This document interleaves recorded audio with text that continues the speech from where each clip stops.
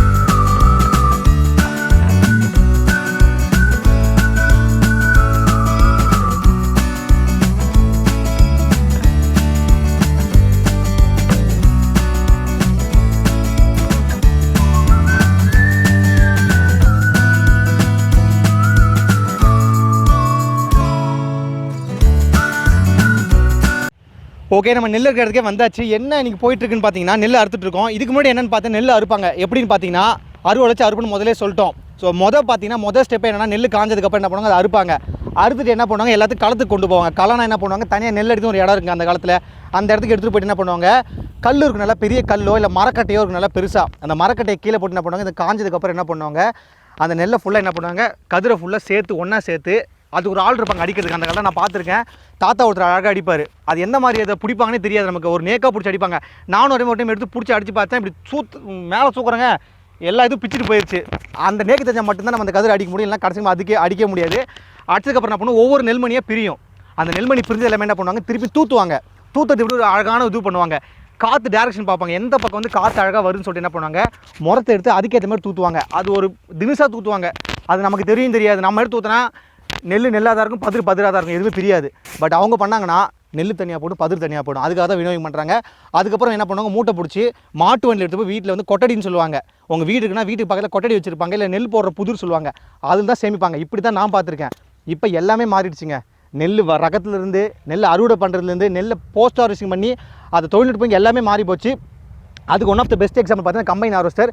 இப்போ நான் பண்ண வேண்டிய ஏரியாவில் எல்லாத்தையும் பார்த்தீங்கன்னா அந்த மிஷின் பார்த்தீங்கன்னா ஒரே டைமாக முடிச்சிடுது. ஸோ இந்த மிஷின் என்னென்னலாம் பண்ணுன்னு பார்த்தீங்கன்னா, மொதல் விஷயம் நம்ம பழசில் அர்த்தம் அதே தான் பண்ணுது.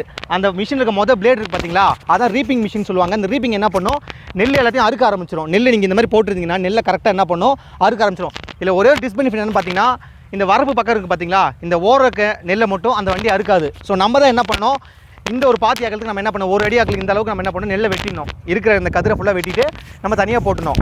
இந்த இடத்துல பார்த்தா அந்த மிஷின் ஈஸியாக அறுக்க ஆரம்பிச்சிடும். இங்கேருந்தே உங்களுக்கு வேலை ஸ்டார்ட் ஆயிடுது. நம்ம கதிரில் இருக்க போயிட்டு என்ன பண்ணுது, மிஷின் பிளேடு எல்லாத்தையும் அறுத்துட்டு என்ன பண்ணுது, உள்ள ஹாப்பர் இருக்கும், அந்த ஹாப்பருக்குள்ளே எல்லாமே போகும். உள்ளே போகிறப்ப என்ன நடக்குது பார்த்தீங்கன்னா, த்ரெஷிங் நடக்குது.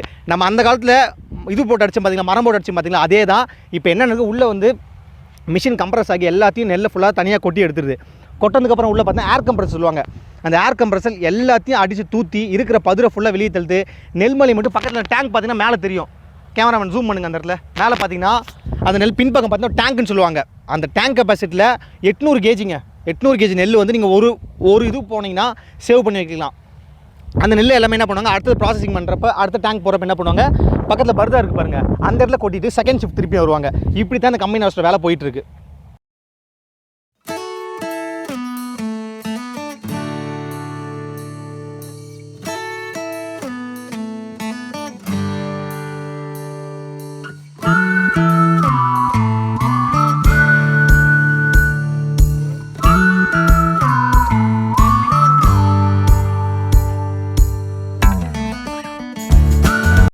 ஓகே இந்த வண்டி கண்டுபிடிச்சிட்டங்க, இதோ கன்ஃபார்ம் யூஸ் இருக்கலாம், யூஸ் இல்லாமையோ நம்ம இந்த வண்டி கன்ஃபார்ம் யாரும் யூஸ் பண்ண போகிறது கிடையாது. அப்படிப்பட்ட யூஸ் என்னென்னு பார்த்தீங்கன்னா, 1 ஏக்கர் லேண்ட் வச்சுருக்கீங்க. ஃபார் எக்ஸாம்பிள் நான் சொல்கிறேன், 1 ஏக்கர் நெல் போட்டிருக்கீங்க. நீங்கள் நெல்லை வந்து இந்த மிஷின் பயன்படுத்தி அறுவடை பண்ணி பார்த்தீங்கன்னா 1 மணி நேரத்தில் அதிகபட்சம் போனால் இடத்த பொறுத்து மாறும். 1.5 மணி நேரத்தில் என்ன பண்ணுறாங்க, 1 ஏக்கர் அறுவடை பண்ணி தராங்க. அந்த வண்டிக்கான செலவுன்னு பார்த்தீங்கன்னா உங்களுக்கு 1500 ஆகுது. இதுக்கு முன்னாடி பார்த்தீங்கன்னா 1200 இருந்துச்சு. இப்போ இந்த டீசல் விலைலாம் ஏற ஆரம்பிச்சு என்ன சொல்கிறாங்க, 1500 சொல்கிறாங்க. இப்போ ஓட்டுற அண்ணன் வந்து சொந்த வண்டி வச்சுருக்காரு. ஸோ அப்படிங்கிறதுனால அவருக்கு வந்து என்னென்னு பார்த்தீங்கன்னா படிக்கூலி தர வேணாம். பட் இதே நீங்கள் வந்து வேறு ஒரு டிராக்டர் வந்து ரெண்டுக்காக எடுத்து வரீங்க, அந்த ரெண்டுக்கு வர வண்டி வந்து வேறு ஒரு ஆள் படிக்கூலி போட்டிங்கன்னா அவர் தனியாக நீங்கள் படிக்கூலி கொடுத்தாகணும். இது இடத்துக்கு ஏற்ற வேரியேஷன் மாறும். ஆனால் 1500 சாதாரண படிக்கூலி. இது தான் நீங்கள் தந்து 1 ஏக்கர் நிலத்தை வந்து நீங்கள் ஓட்டலாம். உங்களுக்கு நேரம் பார்த்தீங்கன்னா மணி நாங்கள் வரப்போ 12 மணி ஆச்சுங்க. நான் 12 மணிக்கு வர பார்த்தா மொதல் தலை முடிச்சிட்டாங்க. இப்போ அடுத்த தலை போயிட்டுருக்கு. இந்த தலை முடிச்சுன்னா பக்கத்தில் இன்னொரு தலை இருக்குது, அதையும் முடிச்சுருவாங்க. அதிகபட்சம் பார்த்தீங்கன்னா 2 மணி நேரத்தில் உங்கள் எல்லாத்தையும் முடிச்சு என்ன பண்ணுறாங்க, நெல் அங்கே படுதா கட்டி பக்கத்தில் லாரி இருக்குது, அது வந்ததுக்கப்புறம் என்ன பண்ணலாம், அதில் எடுத்து மொத்தத்தையும் நெல் எடுத்து நம்ம கம்பிக்கு போட்டு இன்றைக்கே எல்லா வேலையும் முடிச்சிடலாங்க. மிஷின் வந்தாலும் நமக்கு எல்லா வேலையும் ஈஸியாக போயிட்டுருக்கு. இவ்வளோ கஷ்டம் கிடையாது. ஆட்கள் பார்த்தீங்கன்னா இப்போ எத்தனை பேர் தான் இருக்கோம், எங்கள் தாத்தா ஒருத்தங்க இருக்காங்க, எங்கள் பாட்டி ஒருத்தங்க, 2 பேர் தான் இருக்காங்க. சாக்கு பிடிச்சி இன்னொருத்தர் கூட வேலை செஞ்சுட்டு இருக்காரு. மற்றபடி நாங்கள் 2 பேர் வந்திருக்கோம் வேறு ஏதாவது வேலை செய்கிறதுக்கு.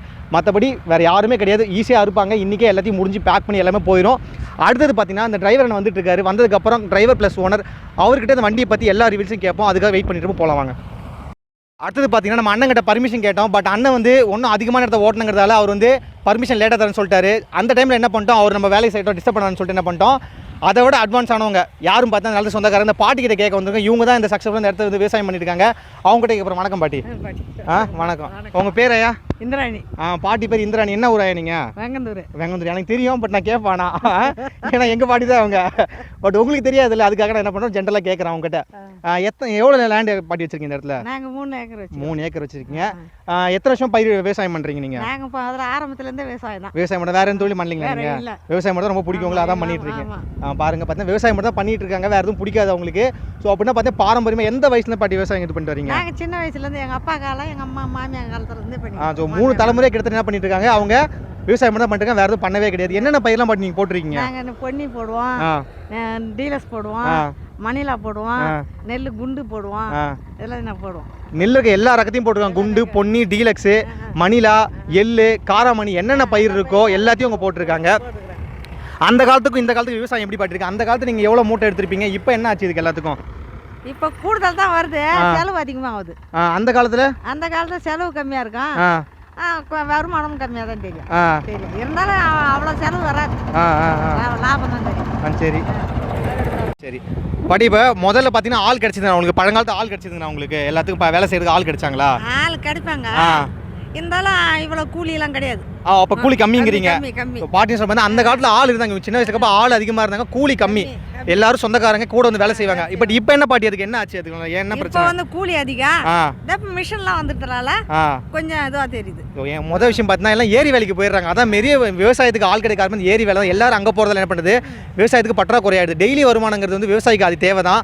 அப்படிங்கிறப்ப அந்த வருமானம் எங்கே வருதுன்னு பார்த்தீங்கன்னா ஏரி வேலையில் வருதுங்கிறதால எல்லா விவசாயியும் வேறு தொழில் பண்ண என்ன பண்ணுறாங்க, அந்த தொழிலுக்கு போயிடுறாங்க. இந்த விவசாயம் வந்து கேட்பாட்டு கிடக்கு. அதனால தான் இந்த ஆட்கள் குறைஞ்சி என்ன பண்ணுறது, அந்த இடத்த யார் பிடிச்ச மாதிரி தான் இந்த மாதிரி மிஷினரிஸ் பிடிக்க ஆரம்பிச்சது.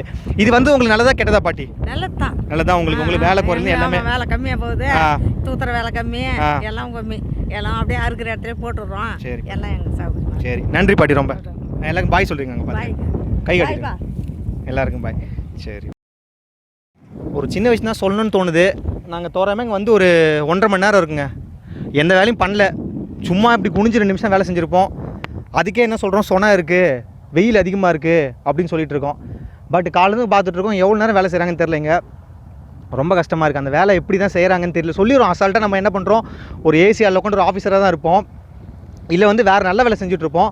அதே நம்ம சொன்னோம் டயர்டாக இருக்குது, போய் வேறு இதுக்கு கொஞ்சம் ஃப்ரீ ஆகிட்டு வருவோம், சாட்டர்டே சண்டேஸ் லீவ் போட்டுடலாம், அந்த மாதிரிலாம் எவ்வளோ சொல்லியிருப்போம். பட் இந்த வேலையை செய்கிறாங்க, 24/7 செய்கிறாங்க, எல்லா வருஷமும் செய்கிறாங்க, எல்லா வாரமும் செய்கிறாங்க, எல்லா நாட்களும் செய்கிறாங்க, நேரமே கிடையாது இவங்களுக்கு, அந்த மாதிரி வேலை செய்கிறாங்க. பட் அவங்க பார்த்திங்கன்னா ஒரு தேனி மாதிரி பார்த்திங்கன்னா எந்நேரமும் சுறுசுறுப்பாக தான் இருக்காங்க. நம்மளால் அந்த வேலையை செய்ய முடியல, ரொம்ப கஷ்டமாக இருக்குது. எல்லோரும் வேணும்னு கேட்டுறோம், விவசாயத்தை காப்பான்னு சொல்கிறோம், எல்லாம் பண்ணுறோம், அதுக்கான முயற்சி தான் யாரும் பண்ண மாட்டோம். நம்மளால் முடியாது போல். நம்ம கடைசி வரைக்கும் மீம்ஸ் தான் போட போகிறோம், இதுதான் பண்ண போகிறோம்னு சொல்லிட்டு நம்ம கடைசிக்கு யாரும் விவசாயம் பண்ண போகிறது கிடையாது. இனி வர தலைமுறையை கன்ஃபார்ம் விவசாயத்துக்கு மாறும்னு நினைக்கிறோம், மாறுவோம், மாற்றத்தை கொண்டு வருவோம். அதுவரை உங்களிடம் விடுவது உங்கள் டிஃபன் கேரியர் சேனல் டைரக்டர் சிம் அண்ட் உங்கள் கேமராமேன் சாகி. Bye, take care, see you.